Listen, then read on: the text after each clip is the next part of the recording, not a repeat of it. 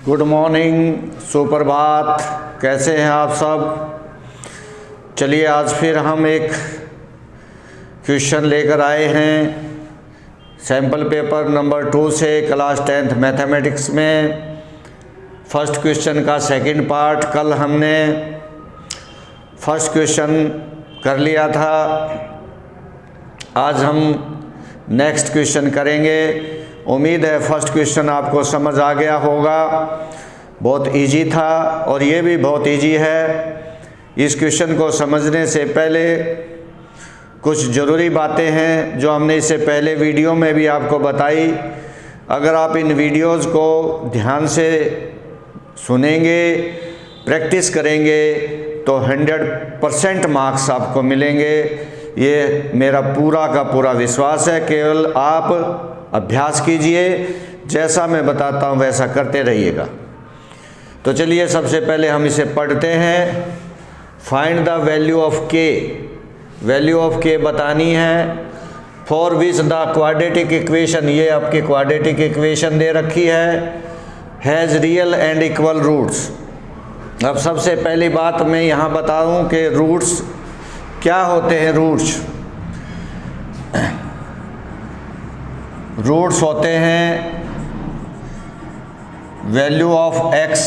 जैसे ये इक्वेशन है, ये एक्स में दी हुई इक्वेशन है, तो जो वैल्यूज़ निकलेंगी इसको हल करने के बाद एक्स की वैल्यूज़ जो निकलेंगी वही आपके रूट्स होंगे।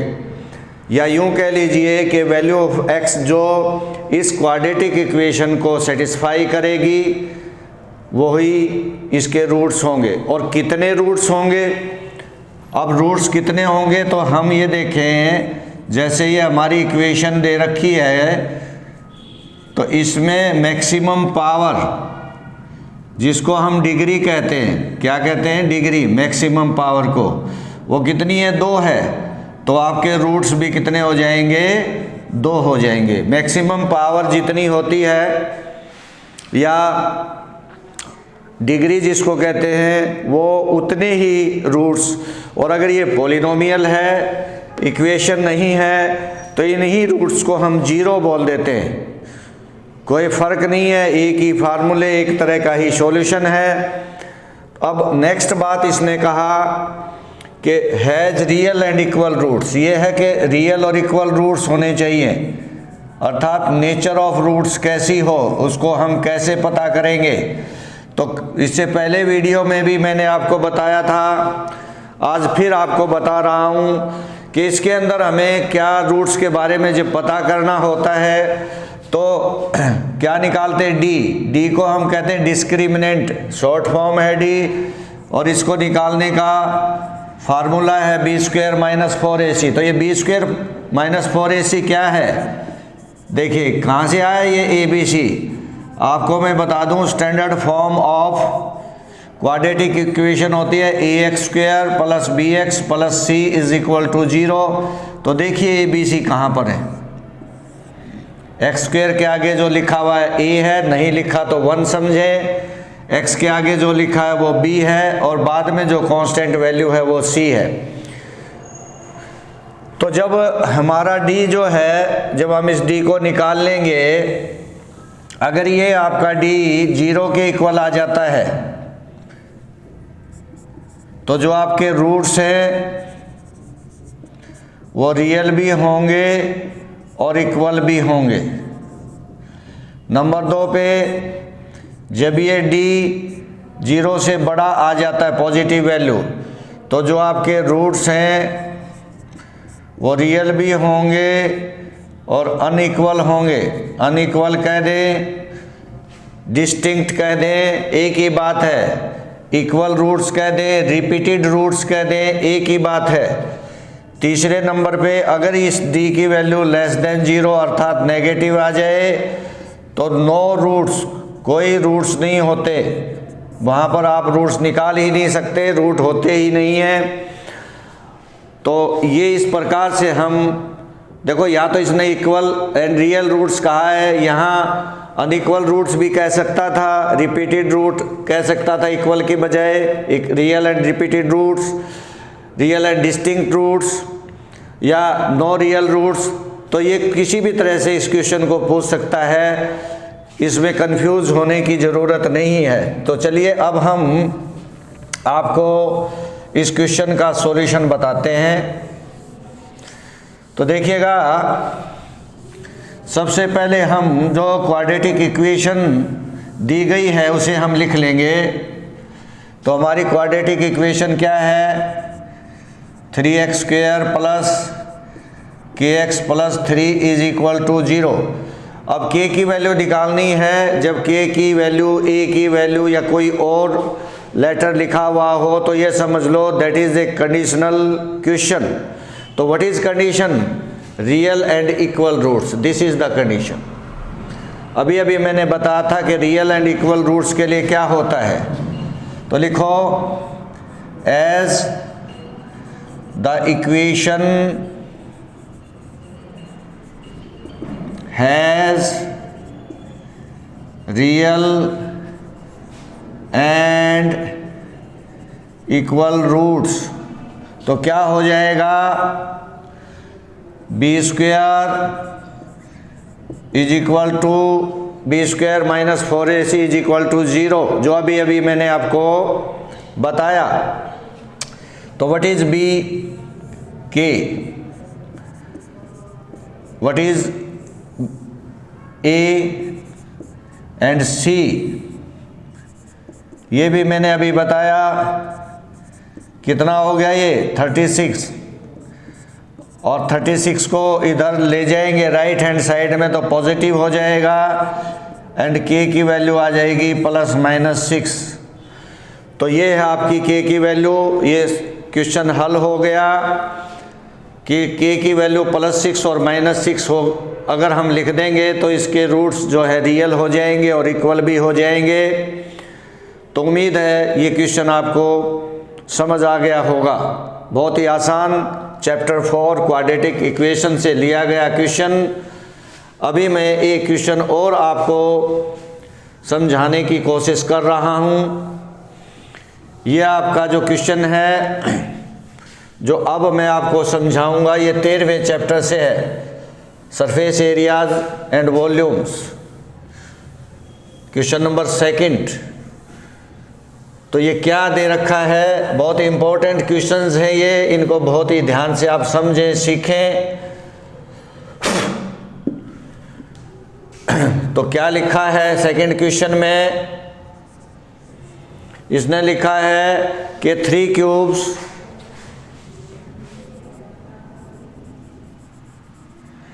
Are 3 cubes each of volume 64 centimeter cube are joined end to end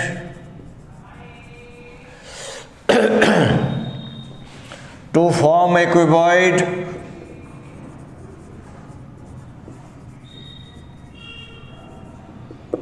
ठीक है जी। आगे ये कहता है find the total surface area of cuboid so formed. ये आपका क्वेश्चन है, आपकी बुक से ही लिया गया क्वेश्चन है, चैप्टर 13 से लिया गया क्वेश्चन है। तो देखिए यहाँ पर क्यूब लिखा है और क्यूबाइड लिखा है। क्यूब और क्यूबाइड क्या फ़र्क है? सबसे बेस्ट एग्जाम्पल फॉर क्यूब और क्यूबाइड इज़ योर रूम। ये आपका कमरा, क्योंकि कमरे में, घर में भी आप कमरे में बैठे होते हैं, स्कूल में भी आप कमरे में बैठे होते हैं। तो सबसे बेस्ट एग्जाम्पल आपका कमरा है, आपका रूम है। फ़र्क क्या है? देखिए, सबसे पहली बात आप ये समझ लीजिए, क्यूब में स्क्वायर्स होते हैं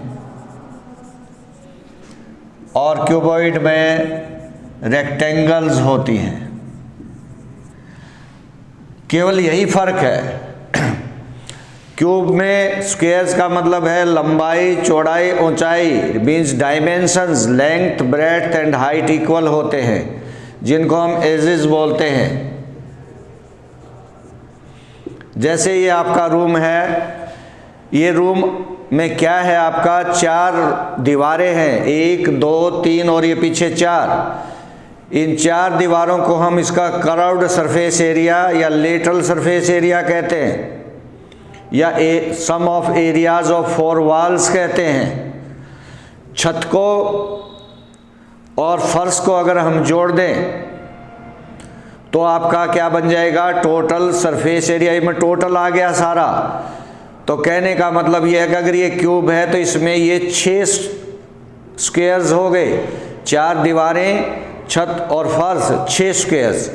अब आपको पता है कि स्क्वायर का एरिया होता है ए स्क्वायर, तो अगर हम 6 को जोड़ दें तो 6a स्क्वायर, ये टोटल सरफेस एरिया। और अगर कर्व्ड लें तो 4 दीवारें होती हैं तो 4a स्क्वायर। इसमें ये रेक्टेंगल्स होते हैं, एरिया ऑफ 4 वॉल्स कह लीजिए। रेक्टेंगल्स का आपको पता है एरिया क्या होता है, लेंथ इनटू ब्रेड्थ। तो इस प्रकार से हम इनमें लिखेंगे। तो टोटल सरफेस एरिया अगर हम इसका ले लेते हैं क्यूबॉइड का, तो कितना आ जाएगा, 2 into LB plus BH plus HL। क्यों आ जाएगा, क्योंकि इसमें 6 की 6 4 दीवारें, फर्श और छत को लिया जाएगा तो 6 बनेंगे। सपोज करो जैसे ये आपका है लेंथ इंटू हाइट, नीचे फर्श हो गया, लेंथ इंटू ब्रेड्थ, उतना ही ऊपर माना जाएगा इस दीवार का, वही ये दीवार मानी जाएगी, उतना ही एरिया उसका इस दीवार का माना जाएगा। तो उम्मीद है ये आपको समझ आ गया होगा और आपके टीचर्स ने भी आपको बताया होगा। अब ये कहता है कि 3 क्यूब ले लिए और तीनों का वॉल्यूम है 64। तो जैसे मान लीजिए एक क्यूब ये आपका बन गया,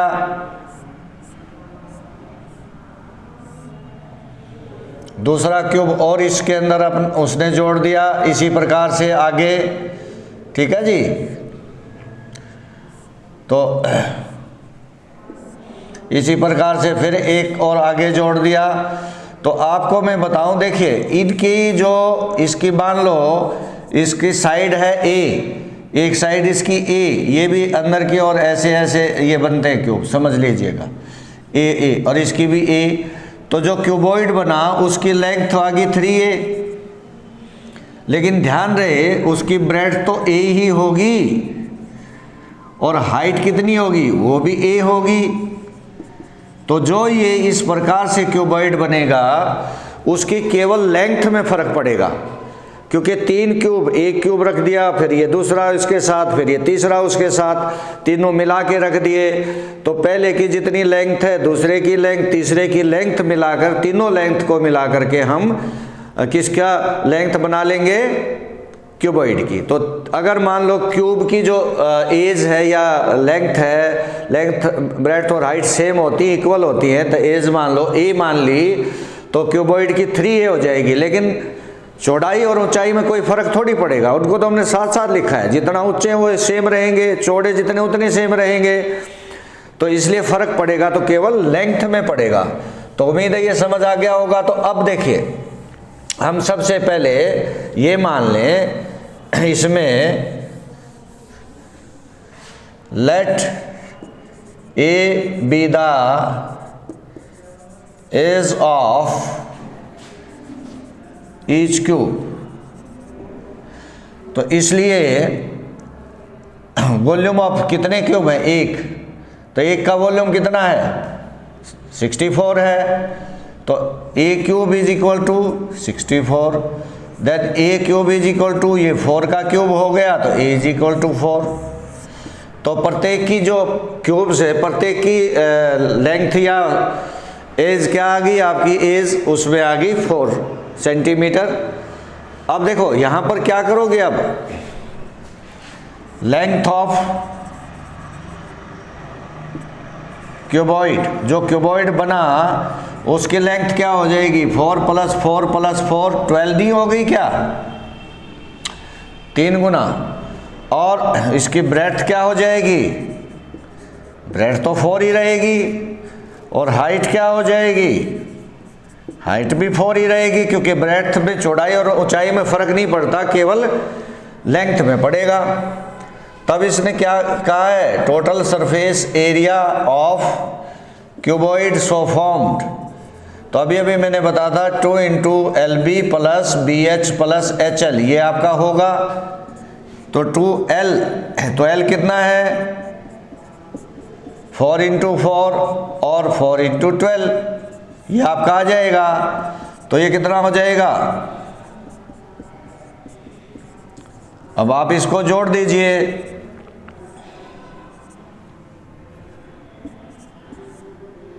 ठीक है जी, तो कितना आ जाएगा ये, अगर हम जोड़ देंगे 16, तो आपका 112, तो 224 सेंटीमीटर स्क्वायर।